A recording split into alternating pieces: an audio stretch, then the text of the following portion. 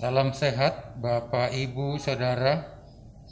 Di masa pandemi COVID-19 ini, kita akan segera memasuki masa new normal. Pada tanggal 12 Juli 2020, kita akan mulai ibadah di gedung gereja. Pada saat kita mulai kebaktian di gedung gereja, kita akan mengikuti protokol kesehatan. Untuk itu, para lansia dan anak-anak disarankan untuk tidak mengikuti kebaktian di gedung gereja. Bapak Ibu jemaat yang kondisi kesehatannya kurang fit, meriang, batuk, pilek, disarankan untuk istirahat di rumah.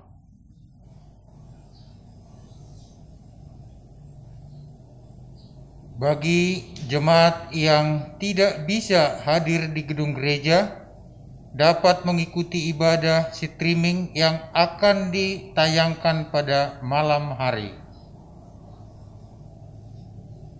Pada saat kebaktian di gedung gereja, di pembuka ini, kita sekaligus mengadakan perjamuan kudus dalam rangka Hari Pekabaran Injil, dan dalam ibadah perjamuan kudus ini khusus akan diadakan 3 kali kebaktian.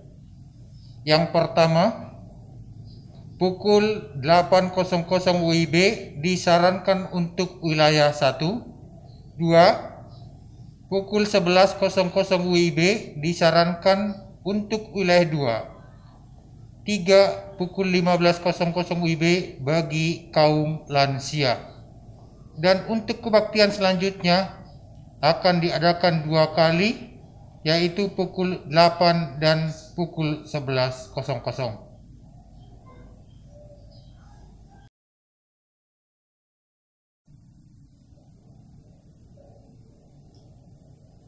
Bapak Ibu yang dikasihi Kristus, sebelum kita mengadakan kebaktian kembali di gedung gereja, ada beberapa hal yang perlu diperhatikan sesuai protokol kesehatan COVID-19. Yang pertama, kita wajib memakai masker. Masker yang dipakai bisa dari kain yang dicuci ulang atau masker yang sekali pakai. Masker dipakai dari rumah, perjalanan ke gereja, selama kebaktian berlangsung sampai pulang kembali ke rumah. Masker tidak dilepas saat berbicara, kecuali yang bertugas di mimbar. Pemakaian masker yang benar harus menutup hidung sampai ke bawah dagu. Jika memakai masker yang berlipat, maka harus diperhatikan lipatan di sebelah luar harus menghadap ke bawah. Ini dimaksudkan agar kuman atau debu yang menempel tidak bersembunyi di dalam lipatan. Dan pada saat memakai masker, usahakan tangan tidak menyentuh bagian depan masker. Yang kedua, menjaga jarak atau physical distancing. Kita harus menjaga jarak antara satu dengan yang lain minimal 1 meter. Dan tidak perlu berjabat tangan ketika kita memberi salam. Demikian juga tetap menjaga jarak saat antre memasuki halaman gereja. Dan yang ketiga adalah pemeriksaan suhu. Sebelum Bapak Ibu memasuki halaman gereja, akan diperiksa suhu tubuh terlebih dahulu. Apabila suhu melebihi dari 37,3 derajat Celcius, maka Bapak Ibu disarankan untuk beristirahat di rumah. Yang keempat adalah cuci tangan. Sebelum memasuki gedung gereja, Bapak Ibu diwajibkan untuk cuci tangan terlebih dahulu. Cuci tangan dapat menggunakan hand sanitizer atau sabun dengan air mengalir. Di halaman gereja telah disediakan tempat untuk cuci tangan dengan sabun dan air mengalir. Prinsip mencuci tangan adalah bahwa semua permukaan jari tangan, telapak tangan dan punggung tangan harus terkena cairan hand sanitizer atau sabun dan air mengalir. Ada 6 langkah cuci tangan. Yang pertama adalah telapak tangan, kemudian punggung tangan, kemudian sela-sela jari tangan, kemudian gerakan mengunci untuk bagian yang belum tersentuh. Yang kelima adalah ibu jari. Dan yang terakhir atau keenam adalah ujung jari atau kuku kita. Demikian cara mencuci tangan secara kesehatan. Tetapi pada prinsipnya semua terkena atau terpapar air dan sabun. Demikianlah Bapak Ibu sekalian protokol kesehatan COVID-19. Tuhan memberkati. Shalom Bapak Ibu, untuk menempati ruangan di dalam gereja, pertama ada aturan yang harus kita ikuti. Yang pertama adalah Bapak Ibu di dalam menempati ruang gereja, duduklah di kursi yang tidak diberikan tanda silang.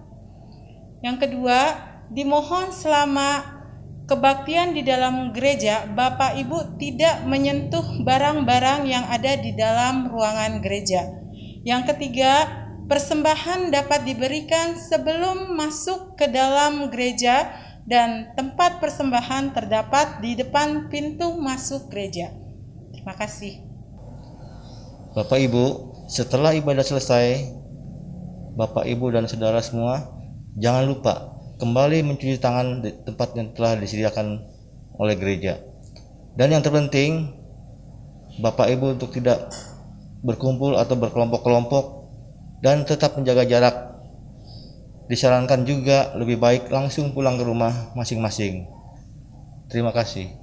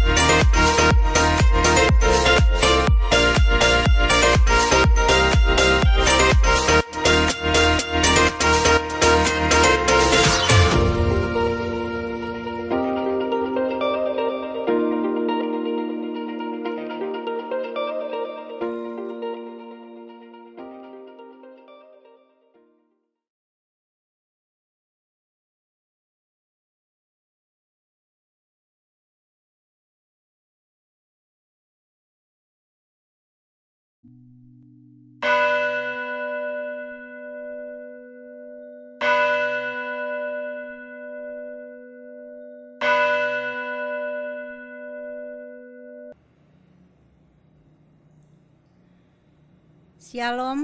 selamat pagi serta salam sejahtera untuk kita semua. Majelis Jemaat mengucapkan selamat beribadah dan selamat bergabung bagi yang pertama kali mengikuti kebaktian online di Gereja Kristen Pasundan. Minggu ini kita memasuki minggu keempat sesudah Pentakosta dengan memakai tata kebaktian model 4 dengan tema Not Mine but Yours, bukan milik saya tapi milikmu. Pada kebaktian minggu ini, kita akan dilayani oleh Bapak Pendeta Robert N. Kindangan dengan liturgos Ibu Indiana Siahaan. Kita akan mulai kebaktian kita pada hari ini. Jemaat diundang untuk bangkit berdiri. Kita akan memuji Tuhan dari Kidung Jemaat nomor 18, baitnya yang ke-1 dan yang kedua.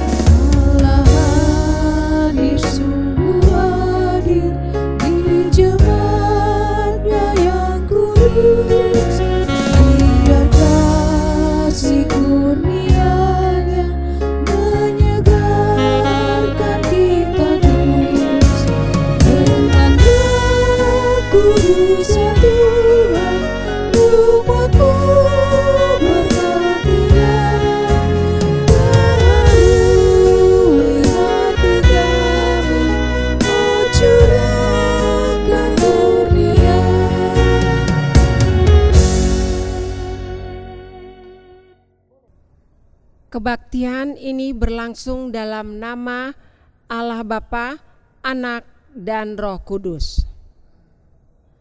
Kasih karunia dan damai sejahtera dari Allah menyertai saudara-saudara. Nats pembimbing dalam kebaktian kita minggu ini diambil dari Amsal 3 ayatnya yang ke-5. Demikian, percayalah kepada Tuhan dengan segenap hatimu, dan janganlah bersandar kepada pengertianmu sendiri. Demikian firman Tuhan.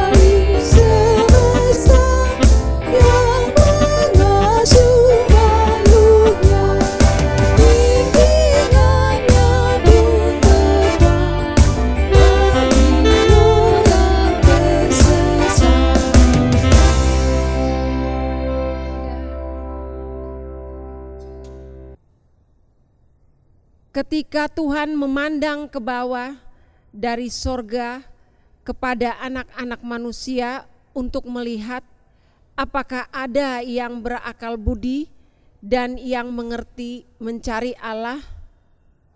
Ternyata mereka semua telah menyeleweng dan tidak ada yang berbuat baik.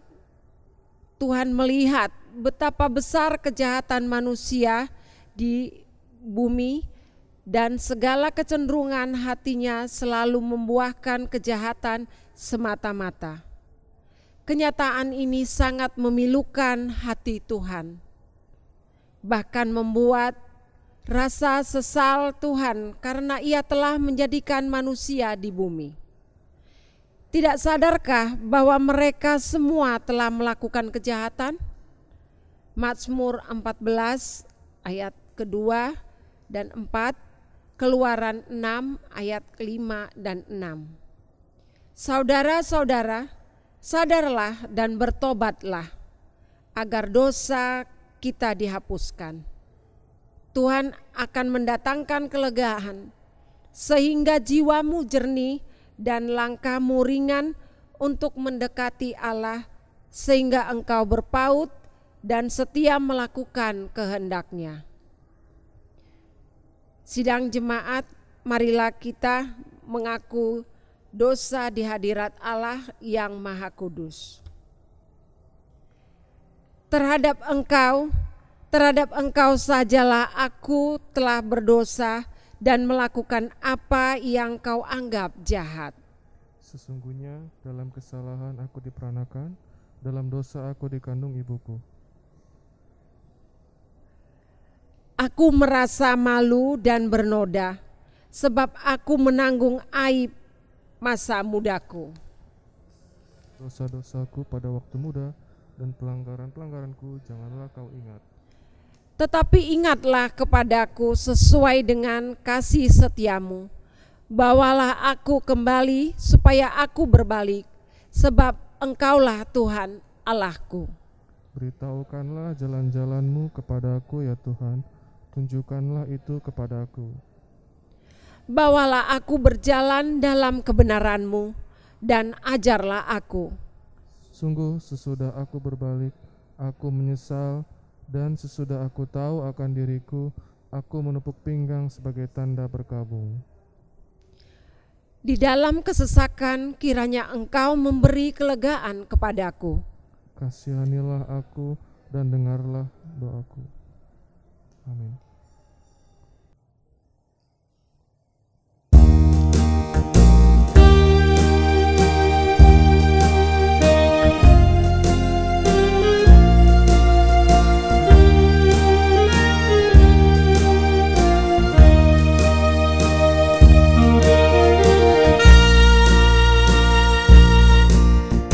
Angin ribut menyerang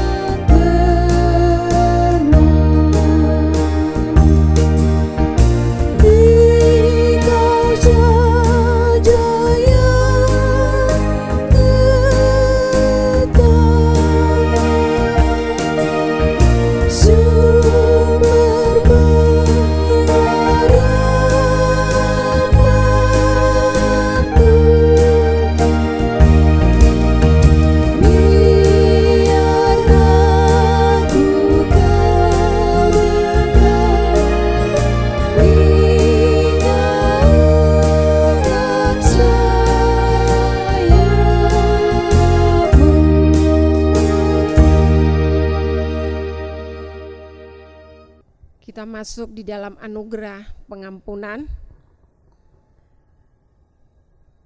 Dengarlah firman Tuhan. Sebab di dalam Dia dan oleh darahnya kita beroleh penebusan, yaitu pengampunan dosa menurut kekayaan kasih karunia-Nya yang dilimpahkannya kepada kita dalam segala hikmat dan pengertian. Efesus 1 ayat 7-8.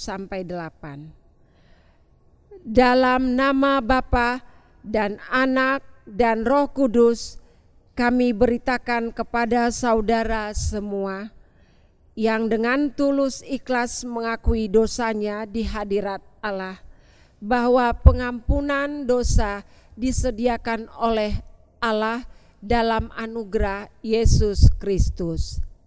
Amin.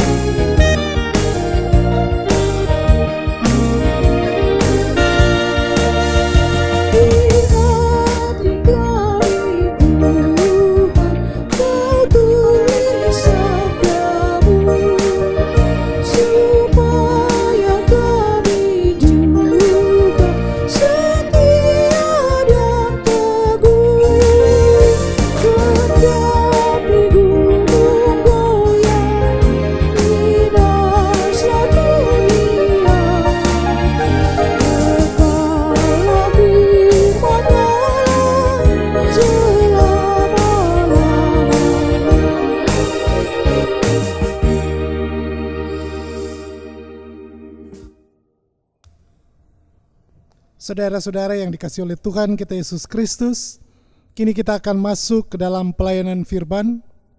Bagian Alkitab yang akan kita baca dari kitab Kejadian 22 ayat 1 sampai ayatnya yang ke-14. Sebelum kita membaca dan merenungkan firman, mari terlebih dahulu kita berdoa. Allah yang penuh kasih, kami datang kepadamu bersyukur atas segala kasih setia yang Tuhan tunjukkan dalam perjalanan kehidupan kami. Dan kami terus dituntun oleh firman Tuhan yang menegur dan yang mengarahkan kami agar kami hidup sesuai dengan kehendak-Mu. Saat ini kembali kami akan membaca dan merenungkan sebagian berita firman-Mu.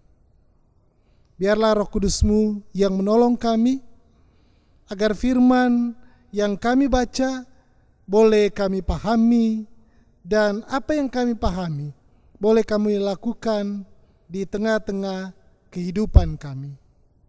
Sertai hamba-Mu dalam segala kelemahan dan keterbatasan.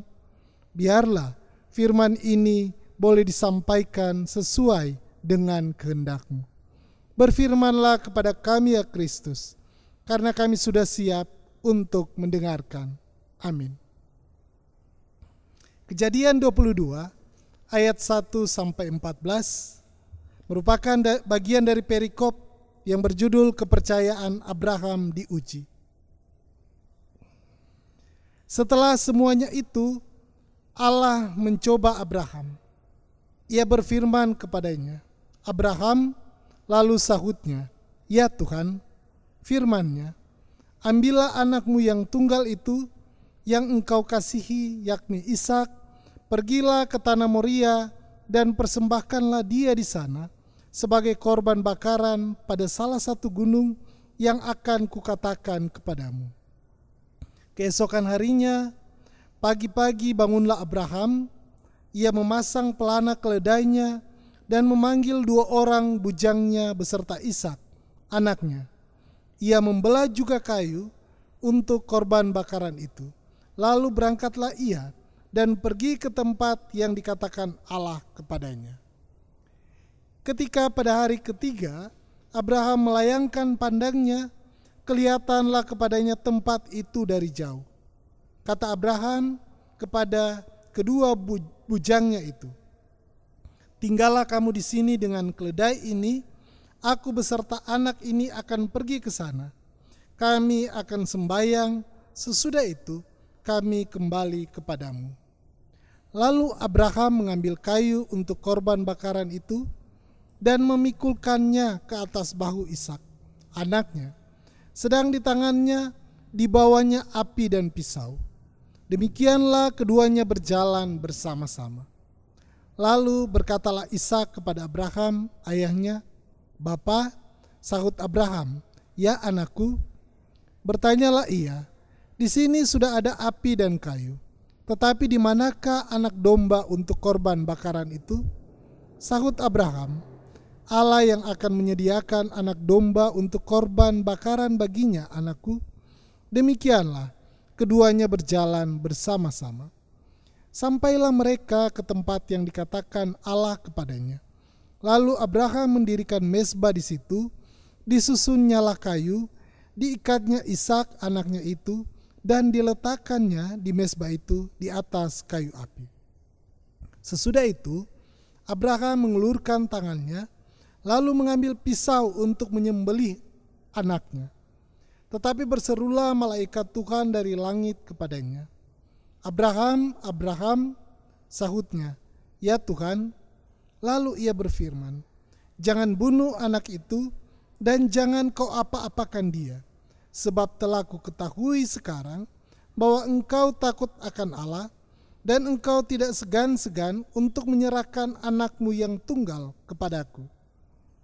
Lalu Abraham menoleh dan melihat seekor domba jantan di belakangnya yang tanduknya tersangkut dalam belukar.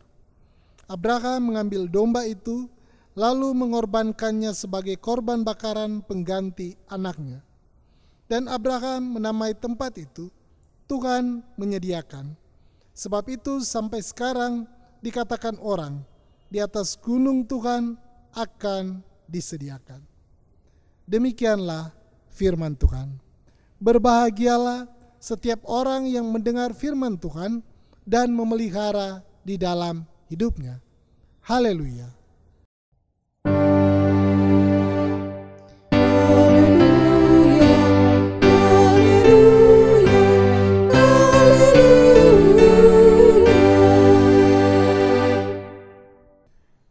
Bapak Ibu Saudara yang dikasihi oleh Tuhan kita Yesus Kristus, salah satu cerita favorit yang sepertinya sudah pernah saya sampaikan adalah cerita tentang seorang petani Kristen yang suatu hari berkata kepada istrinya bahwa ia ingin memberikan persembahan untuk pekerjaan Tuhan.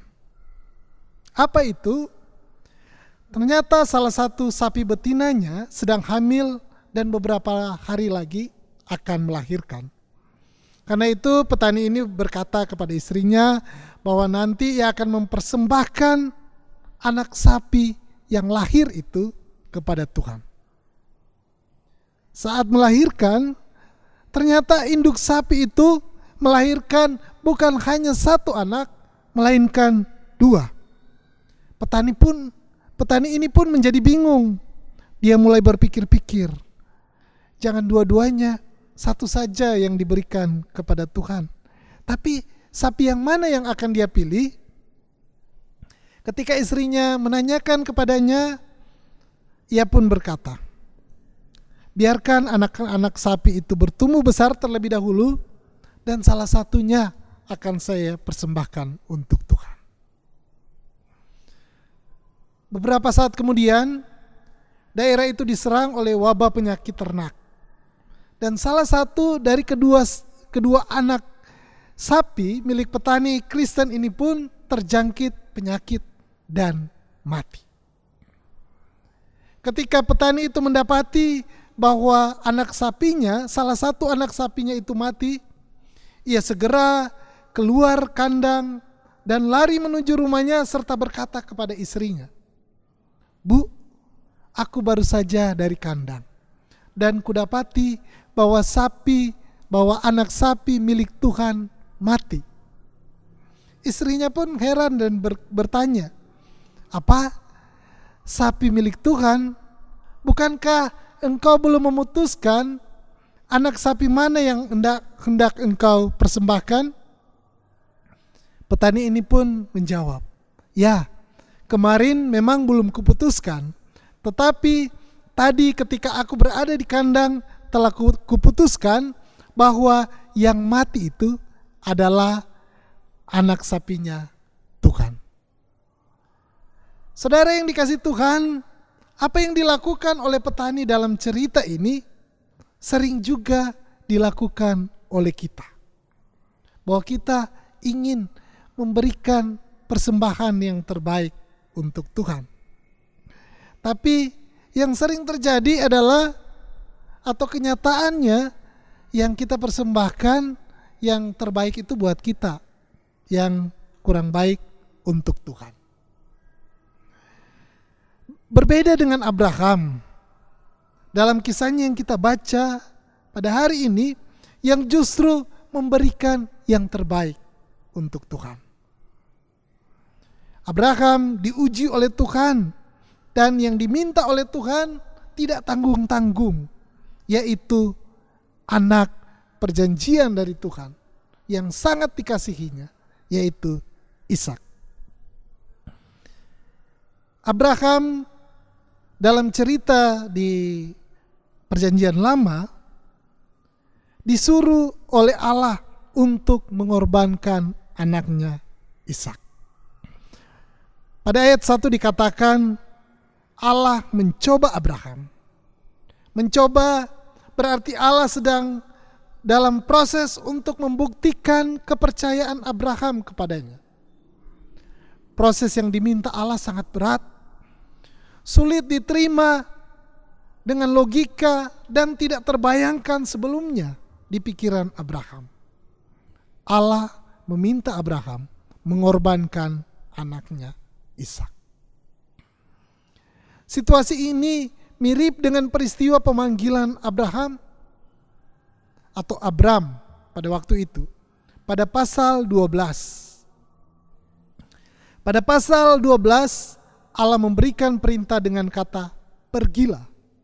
Abraham dipanggil Allah untuk pergi dari tanah kelahirannya, meninggalkan kampung halamannya ke negeri yang belum ditentukan, ke negeri yang belum diketahui oleh Abraham.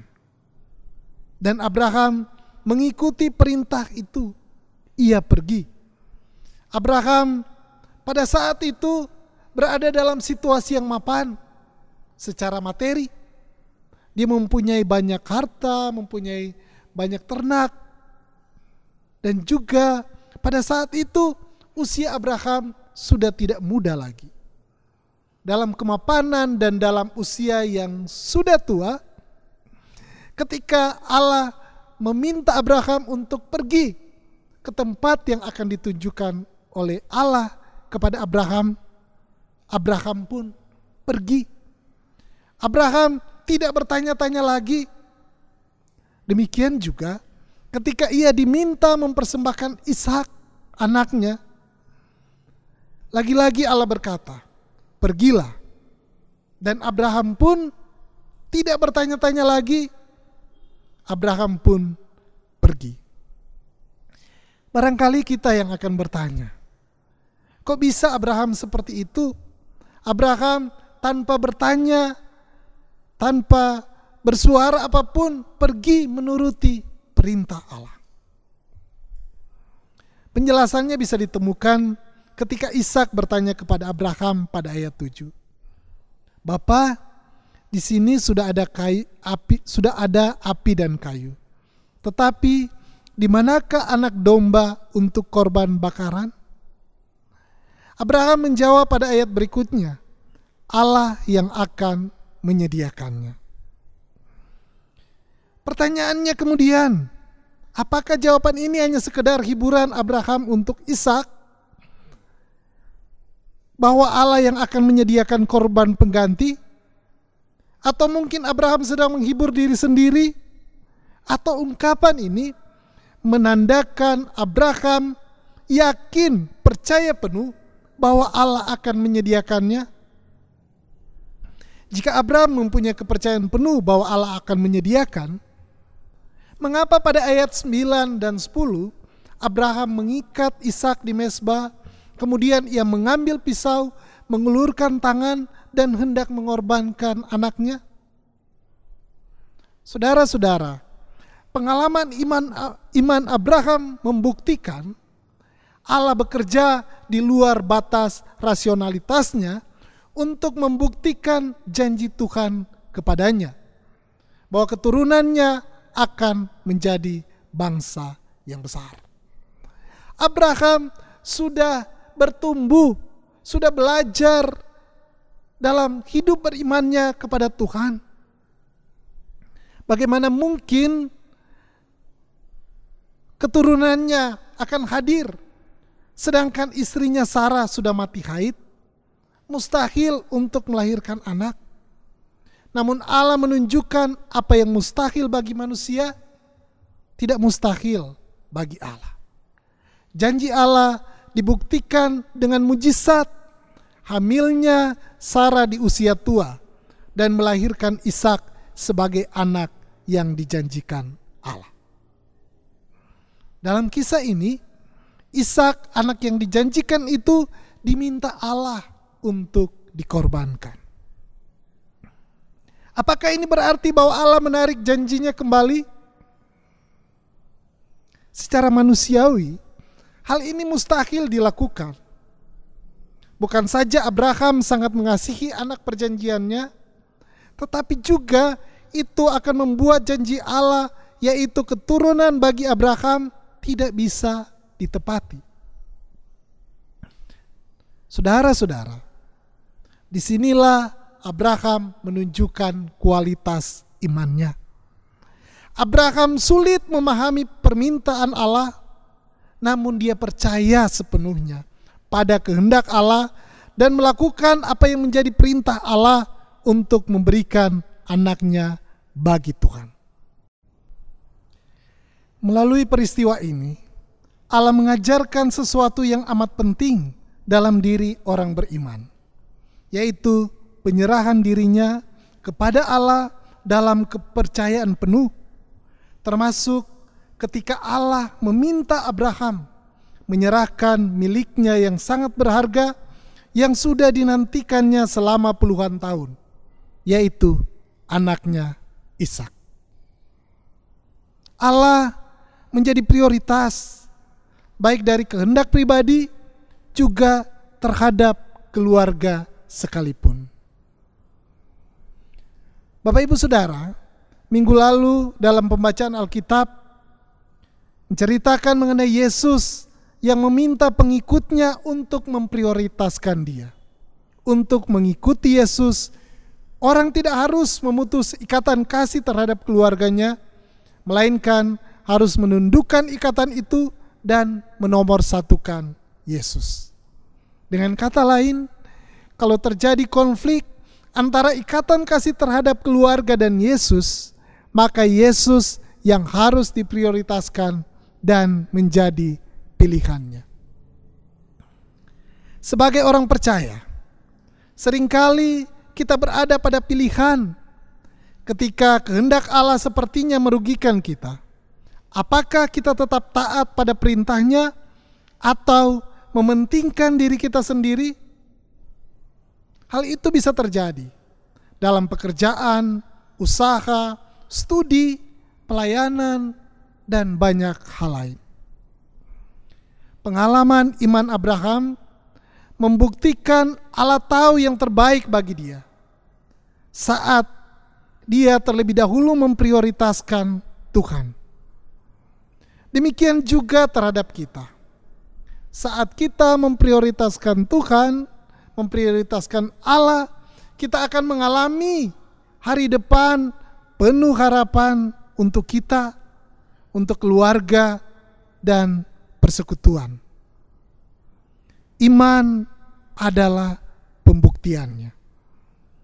Seperti yang dituliskan dalam Ibrani 11 ayat 1. Iman adalah dasar dari segala sesuatu yang kita harapkan dan bukti dari segala sesuatu yang tidak kita lihat.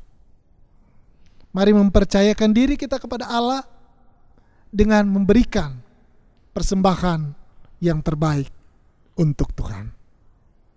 Amin. Bapak, Ibu, Saudara yang Allah kasihi, marilah kita mengucapkan pengakuan kepercayaan kita bersama-sama berdasarkan pengakuan iman rasuli. Aku percaya kepada Allah, Bapa yang Maha Kuasa, Khalid langit dan bumi, dan kepada Yesus Kristus, Anaknya yang tunggal Tuhan kita, yang dikandung daripada Roh Kudus, lahir dari anak darah Maria, yang menderita di bawah pemerintahan Pontius Pilatus, disalibkan, mati dan dikuburkan, turun ke dalam kerajaan maut. Pada hari yang ketiga, bangkit pula dari antara orang mati, naik ke sorga, duduk di sebelah kanan Allah, Bapa yang Maha Kuasa, dan akan datang dari sana untuk menghakimi orang yang hidup dan yang mati. Aku percaya kepada Roh Kudus, gereja yang kudus dan am, persekutuan orang kudus, pengampunan dosa, kebangkitan daging, dan hidup yang kekal. Amin. Bapak, Ibu, Saudara, mari kembali kita merendahkan hati. Kita akan mendoakan pokok-pokok syafaat kita. Kembali kami merendahkan diri di hadapan-Mu Tuhan, mengaku kami sering memprioritaskan kehendak kami yang membawa pada merosotnya pertumbuhan iman. Hari ini kembali kami diingatkan melalui ketaatan Abraham, Tuhan mampukan kami untuk taat dan memprioritaskan-Mu. Saat ini sudah mulai ada aktivitas publik yang dilakukan, yaitu masuk ke fase new normal dengan melakukan protokol kesehatan. Tuhan mampukan kami untuk melakukan protokol kesehatan dengan baik, dan apa yang menjadi harapan kami bersama. Pandemi COVID-19 ini menurun jumlahnya, demikian juga dengan persiapan-persiapan yang dilakukan oleh gereja-gereja untuk memulai lagi peribadatan dengan melakukan protokol kesehatan. Kiranya persiapan dapat dilakukan dengan baik, dan pada saatnya nanti peribadatan dapat dilakukan bersamaan dengan terjaganya kesehatan kami bersama. Kami berdoa untuk tenaga kesehatan, Tuhan tolong dapat melakukan tugas pelayanan dengan baik, merawat pasien, sekaligus kesehatan para tenaga kesehatan tetap terjaga. Tuhan tolong kami dalam melakukan protokol kesehatan, agar kesehatan kami terjaga dan dapat melakukan berbagai aktivitas dengan baik. Secara khusus, kami berdoa buat kami yang rentan terhadap pandemi COVID-19, anak-anak, kaum lansia yang menderita sakit tertentu. Tuhan kiranya menolong kami agar kami terjaga kesehatannya. Kami juga berdoa untuk keluarga-keluarga yang sebagian terdampak pandemi COVID-19. Berikan kecukupan, berkati pekerjaan, dan lindungi setiap anggota keluarga kami dimanapun kami berada. Mampukan kami, para orang tua, menjadi teladan dalam iman. Mampukan kami, anak-anak, menjadi anak yang takut akan Tuhan dan bertekun dalam studi dan pekerjaan. Biarlah kasih dari Tuhan menjadi pengikat kami. Keluarga-keluarga kami sebagai bagian terkecil dalam jemaat-Mu, ingin ambil bagian mendukung karya pelayanan-Mu, agar setiap pelayanan di gereja-Mu terlayani. Mampukan kami ya Tuhan. Kami juga mau berdoa bagi penata layanan yang dilakukan di masa pandemi ini. Tuhan yang menolong kami bisa melayani dengan kerendahan dan ketulusan hati. Untuk gugus tugas COVID-19 GKP Rangkas Bitung bersama dengan majelis jemaat yang merencanakan terlaksananya pelayanan kepada yang terdampak dan persiapan beribadah di gedung gereja. Tuhan tolong agar apa yang menjadi rencana bisa dilakukan dan semuanya itu untuk kemuliaan nama-Mu saja. Kami berdoa untuk kami yang sedang sakit dan dalam proses pemulihan.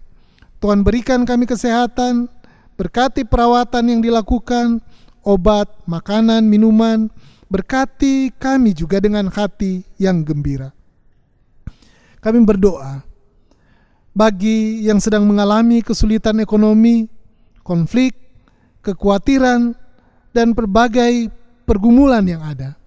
Tuhan berikan kami kecukupan, jalan keluar, dan kemampuan memaknai setiap peristiwa dengan iman, agar dalam keadaan apapun kami tetap percaya kepada-Mu dan bersyukur.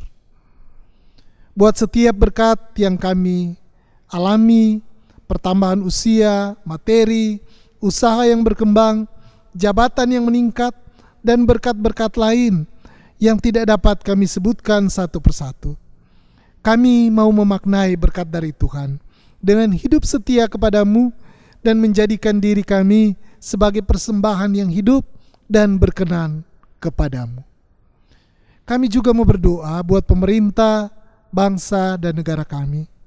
Tuhan tolong para pemimpin kami, beri hikmat, beri kebijaksanaan dalam menata, dalam merencanakan, dan juga dalam membuat keputusan-keputusan yang berdampak pada keadilan, kemakmuran, dan kesejahteraan bersama. Beri kesehatan dan beri sukacita. Inilah doa yang kami bawa dan alaskan hanya di dalam nama Yesus Kristus yang sudah mengajar kami berdoa. Bapa kami yang di sorga, dikuduskanlah nama-Mu. Datanglah kerajaan-Mu, jadilah kehendak-Mu di bumi seperti di sorga. Berikanlah kami pada hari ini makanan kami yang secukupnya, dan ampunilah kami akan kesalahan kami, seperti kami mengampuni orang yang bersalah kepada kami. Dan janganlah membawa kami ke dalam pencobaan, tetapi lepaskanlah kami daripada yang jahat. Karena Engkau-lah yang mempunyai kerajaan dan kuasa dan kemuliaan sampai selama-lamanya. Bapak, Ibu, Saudara yang Tuhan kasihi, marilah kita memberikan persembahan kepada Tuhan sebagai ungkapan syukur kita kepada-Nya atas berkat yang melimpah yang kita terima. Dengan mengingat firman Tuhan dari 2 Korintus 8 ayat 12, firman Tuhan yang berbunyi, "Sebab jika kamu rela untuk memberi, maka pemberianmu akan diterima. Kalau pemberianmu itu berdasarkan apa yang ada padamu, bukan berdasarkan apa yang tidak ada padamu." Persembahan diiringi nyanyian jemaat, Kidung Jemaat 292.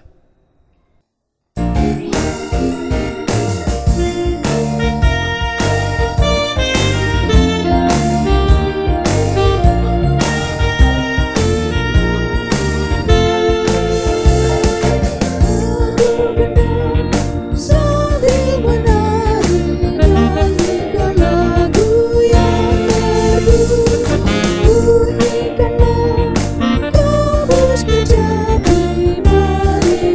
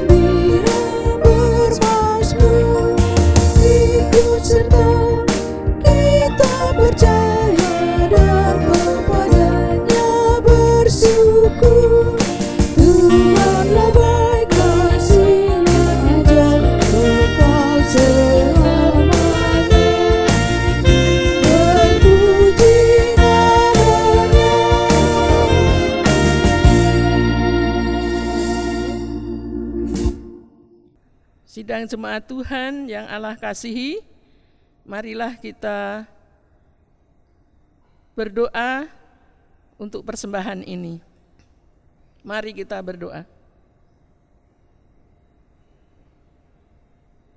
Bapa Sorgawi yang penuh kasih, puji dan syukur kepadamu ya Allah, atas setiap berkat yang kami nikmati sampai saat ini adalah kami yakini bahwa berkat ini datangnya dari Tuhan. Kemurahan Tuhan yang Engkau limpahkan kepada kami di dalam hidup kami. Semuanya itu ya Tuhan, kami rasakan di dalam kehidupan kami. Kiranya persembahan yang kami terima, Tuhan kuduskan. Persembahan yang boleh kami kumpulkan, Tuhan berkati dan Tuhan kuduskan, agar terpakai untuk pelayanan di gereja kami ya Tuhan. Berkatilah tangan-tangan yang menyampaikan persembahan ini, dan berkati juga yang mengelolanya, agar bermanfaat untuk kemuliaan nama Tuhan. Dalam Kristus Yesus kami berdoa. Amin.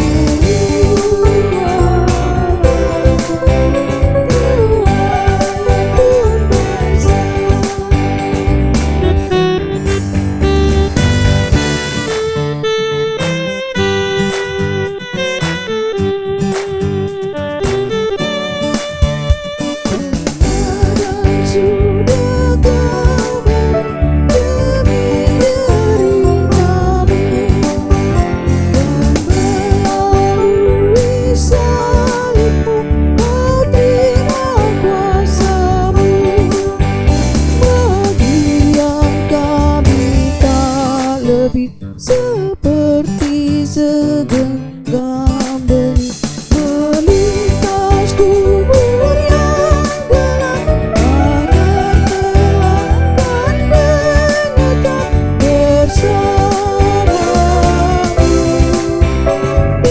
Firdaus kemenangan.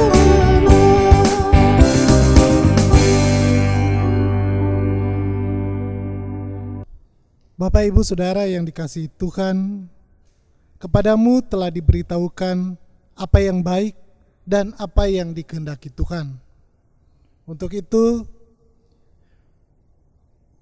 jadilah saksi di tengah-tengah kehidupan kita. Dan kini, terimalah berkat. Allah berjalan di depan untuk menuntun engkau. Allah berjalan di belakang untuk menguatkan engkau. Allah ada di sekelilingmu untuk menjaga dan memelihara engkau sekarang dan selama-lamanya. Haleluya. Amin.